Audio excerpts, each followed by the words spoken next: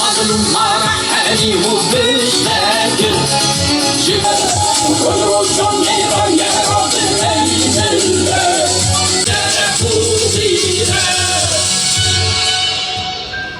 Aksa aşığı ve Kudüs sevdalısı kardeşlerim, Batman Sivil Toplum Kuruluşları olarak Mescid-i Aksa'nın kapatılmasına ve idam yasasına hayır temasıyla gerçekleştireceğimiz basın açıklamasına hoş geldiniz. Mescid-i Aksa'nın ibadete kapatılmasını protesto etmek amacıyla Filistinli esir bulunmakta.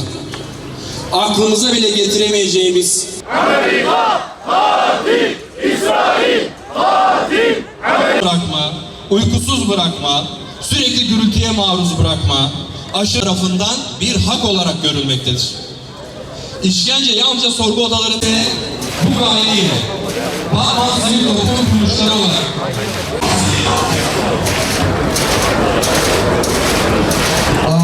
أَوَلَا يَرَوْنَ أَنَّهُمْ يُفْتَنُونَ فِي كُلِّ عَامٍ مَرَّةً أَوْ مَرَّتَيْنِ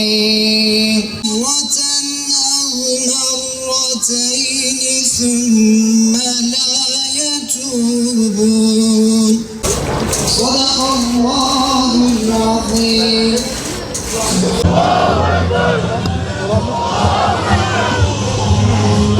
İşgalci rejim her geçen gün küstahlığını artırarak Mescid-i Aksa'yı ibadete kapatmakta. Mescid-i Aksa ne bir müze, ne bir arkeolojik kazı, imanı ve onurudur. Bu kirli eller kutsalımızdan çekilene dek susmuyor. Bismillahirrahmanirrahim. Kıymetli kardeşlerim, bugün İsrail yeryüzü mescidini var gücüyle kirletmeye devam etmektedir.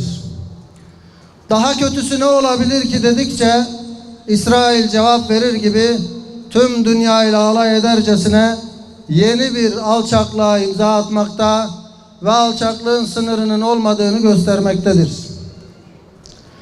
Geldiğimiz süreçte İsrail gerek Hamas gerek İran karşısında düştüğü acziyetin intikamını alırcasına Filistinli mahkumların idamına ilişkin bir yasa çıkarıp bir takım kararlar aldı. Yıllardır biriken acılar, çiğnenen uluslararası hukuk kuralları ve son olarak Filistinli mahkumlar için yasallaştırılan bu idam kararı tek bir gerçeği yüzümüze çarpmaktadır. İsrail kınama mesajlarından beslenen bir pervasızlık içindedir. Kağıt üzerinde kalan her lanetleme açıklaması işgal rejimine bir sonraki hukuksuzluğu için sadece vakit kazandırmaktadır. Dünya kamuoyu artık şu gerçeği kabul etmelidir. Alışılmış tepkiler alışılmış zulmü durduramaz. Endişeliyiz diyen başkentler, hukuka uyun çağrısı yapan uluslararası kurumlar aslında bu zulmün devamına dolaylı bir meşruiyet zemini hazırlamaktadır. İsrail kınanmayı bir maliyet olarak görmemektedir. Aksine somut bir yaptırımla karşılaşmadığı her kınama onun için bir yeşil ışık hükmündedir. İsrail'in laf kalabalığına karnı tok. Bugün yapılması gerekenler diplomatik nezaket kurallarının çok ötesindedir ve yapılacak şey bellidir. İsrail'le askeri, teknolojik ve ekonomik tüm işbirlikleri derhal ve süresiz olarak askıya alınmalıdır. Zalime mermi taşıyan ticaret hatları kesilmedikçe İsrail sadece kınanan değil, yargılanan ve cezalandırılan bir fail konumuna getirilmedikçe, uluslararası ceza mekanizmaları siyasi baskılardan arındırılarak gerçek anlamda işletilmedikçe söylenen her söz havada asılı kalacaktır. Şu çok iyi bilinmelidir ki tarih söyleyenleri değil, yapanları yazacaktır. Tarih boyunca zulüm, zalimin gücünden değil, mazlumun yanındakilerin pasifliğinden güç almıştır. Bugün İsrail Meclisi'nden çıkan idam yetkisi, bir halkın yaşama iradesine vurulmak istenen son zincirdir. Bu zinciri kıracak olan şey Birleşmiş Milletler salonlarındaki süslü cümleler değil, devletlerin ve toplumların ortaya koyacağı fiili iradedir. Bizler artık kınama açıklamalarının bir parçası olmaktan öteye geçmeliyiz. Bugün buradan vicdan sahibi her bireyi, kurumu ve devleti imza atmaya değil, elini taşın altına koymaya, ticareti durdurmaya ve işgali fiilen imkansız kılacak adımlar atmaya çağırıyoruz. Zira celladın elindeki balta kınama sesleriyle değil, onu tutan kolun kırılmasıyla düşer. Bugün burada bizler İsrail'den önce İsrail'in vahşetine maruz kalan kardeşleri için kalbinde hiçbir sızı hissetmeyen sözde Müslümanları kınıyoruz. Elinde dünyayı acize düşürüp yalvartacak onca imkan varken hala İsrail'i kınamakla yetinenleri kınıyoruz. Müslümanlar birer birer yem olurken vahdeti gündemleştirmek yerine hala ihtilafı körükleyenleri, ihtilaf ateşine odun taşıyanları kınıyoruz. Ve İslam alemini, liderleri cesur olmaya davet ediyoruz. Bugün dokunulmaz sandığımız gölge deve nasıl dokunulduğunu gördük. Korku putları yıkıldı artık. Meğer ışığın önünü kesen korkak bir farenin devleşen gölgesiymiş bizi şimdiye kadar korkutan. Aslında o dev gölgelerden biri olan Amerika'nın gerçek yüzü daha önce Vietnam'da, Afganistan'da ortaya çıkmıştı ama yine maharetli bir illüzyonist gibi büyülediler ve bizi korku putları yığdılar önümüze. Daha dün ABD ve İsrail'in 7 Ekim ve sonrasında Hamas karşısındaki başarısızlığı, oluşturdukları yenilmezlik miti ve her şeyden haberdarız, kontrol bizde algılarını sarstı. Bugün de İran karşısında girdikleri çıkmaz bu algıyı yerle bir etmiş ve aslında sanıldıkları kadar güçlü olmadıklarını tüm dünyaya göstermiştir. İsrail 10 yıllardır bölge duvarına yansıttığı devasa gölgeyi gerçek cüssesinden çok daha büyük ve korkutucu bir imaj üzerine inşa etmiştir. O devasa gölge ve ışığa yaklaştığımızda karşımıza çıkan gerçek şudur. Bugün İsrail ordusu devasa gölgesine rağmen küçük gruplarla aylarca süren çatışmalarda kesin bir sonuç almakta zorlanmakta ve askeri psikolojik olarak yıpranmaktadır. İmaj gerçeklikten çok daha büyük bir silahtır.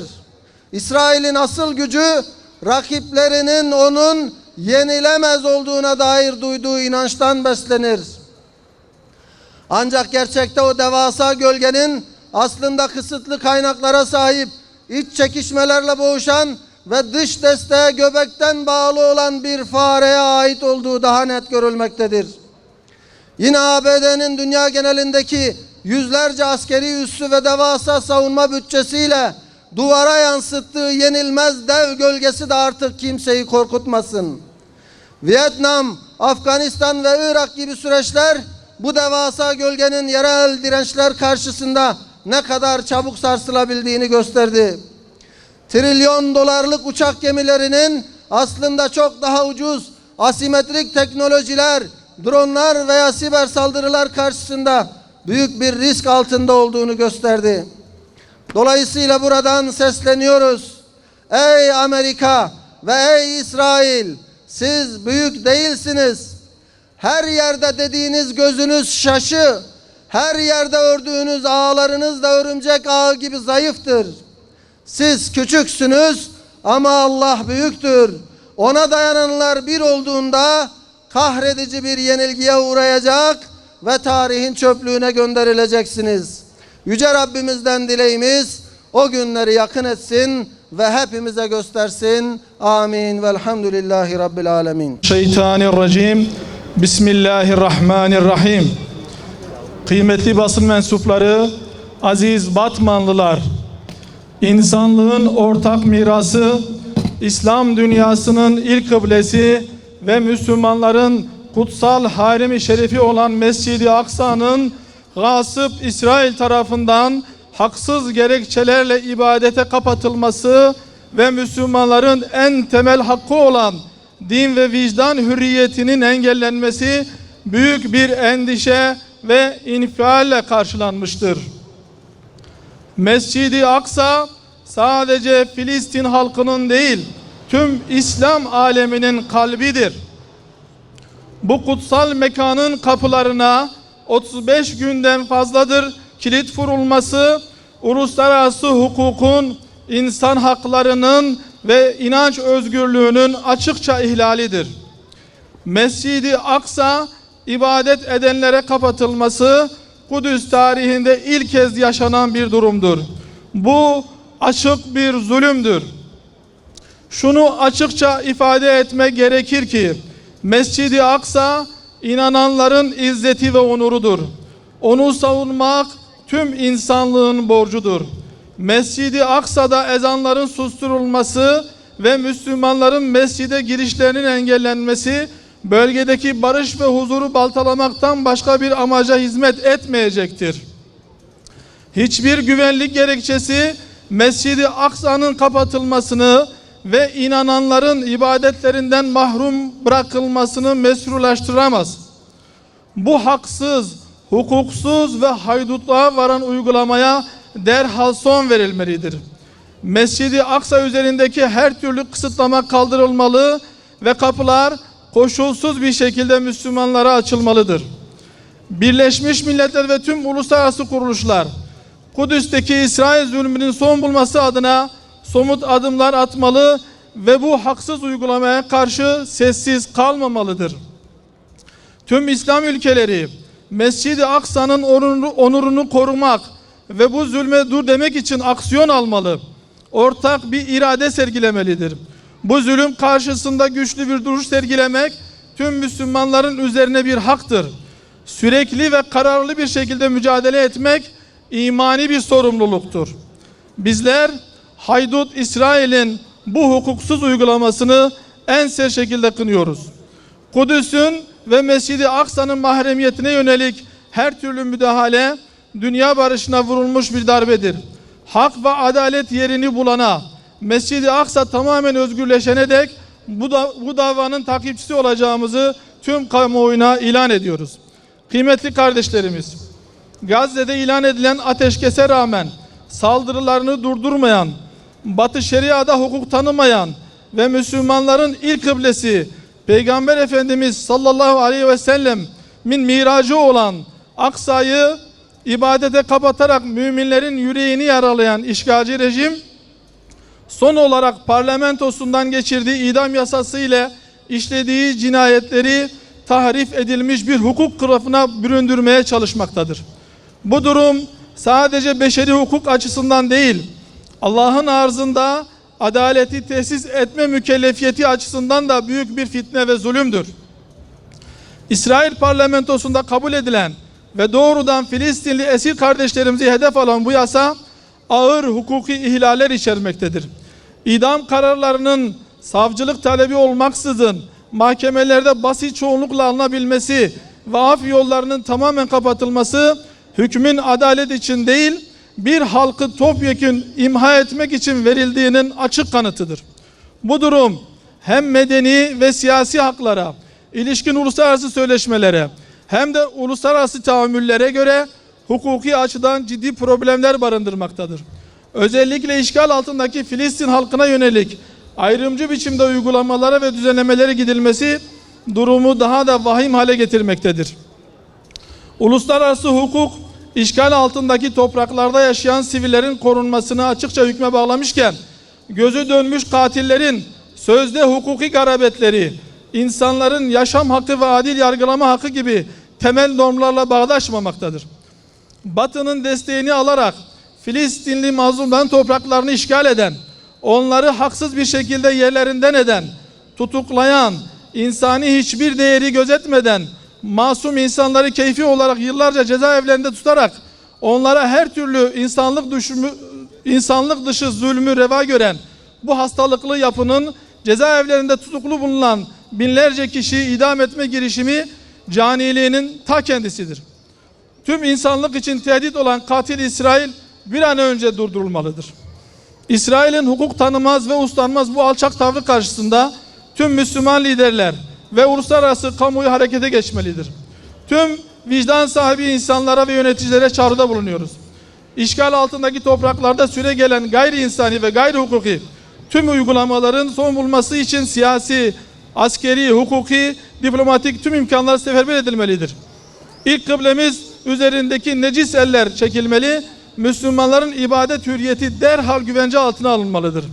İnsan onurunu ve adil yargılanma hakkını içe sayan bu idam yasası derhal geri çekilmeli, esirlerin can emniyeti uluslararası denetime açılmalıdır. Müslüman devletler, tüm insanlık camiası bu sistematik zulme karşı sessiz kalmamalı, zalimin zulmünü engelleyecek somut ve caydırıcı adımlar atmalıdır. Kamuoyuna saygıyla duyulur. أسألك بأسمائك الحسنى وصفاتك الأعلى أن تفرج الكرب عن إخواننا في غزة وفي إيران. Ey göklerin ve yerin sahibi olan Allah'ım, ey mazlumların feryadını işiten Rabbim, ey adaleti mutlak olan, zulmü asla kabul etmeyen yüce Allah'ım. Gazze'nin feryadı gökleri aşmıştır.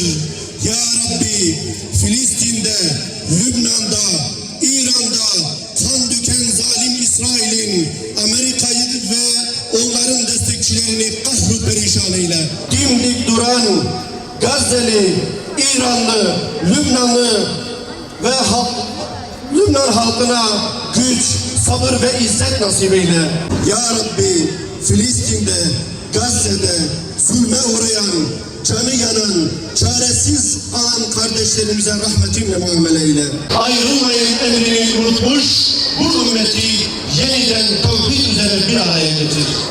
Ya Rabbi, bizleri Gazze'de, Lübnan'da ve İran'da direnen kardeşlerimizden ibret alan, onların fedakarlığıyla şeref bulan, birlik ruhuyla hareket eden kullarından eyle.